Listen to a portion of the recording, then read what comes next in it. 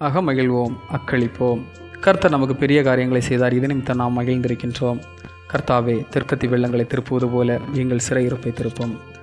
கண்ணீரோடே விதைக்கிறவர்கள் கம்பீரத்தோடே அறுப்பார்கள். சங்கீதம் 126, 3, 4, 5. இஸ்ரவேலரின் பாபிலோனிய சிறையிருப்பின் அனுபவத்தை மாற்றி அவர்களுக்கு புது வாழ்வு வழங்கியுள்ளார் கடவுள். எனவே கடவுளின் வல்லமையின் செயல்களை நினைத்து நன்றியுடன் துதித்து மிக கம்பீரமாக மகிழுங்கள் என்பதை திருமறை பகுதி நமக்கு விளக்குகின்றது. சிறையிருப்பின் அனுபவம் கொடூரமானது. இஸ்ரவேலரின் சிறையிருப்பின் அனுபவத்தை சங்கீதம் 137 விளக்குகிறதை நாம் காணலாம்.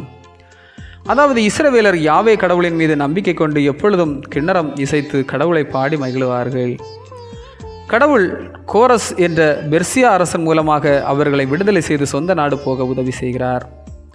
கடவுள் நம்மை மறக்காமல் பெரிய காரியம் செய்தபடியால் அவரை போற்றி இதயம் மகிழ்ந்து அக்களிப்போம். கடவுள் எப்பொழுதும் நம்மை மகிழ்ச்சியாக வைக்க விரும்புகிறார். கர்த்தருக்குள் எப்பொழுதும் சந்தோஷமாயிருங்கள் என்று மறுபடியும் சொல்கிறேன்.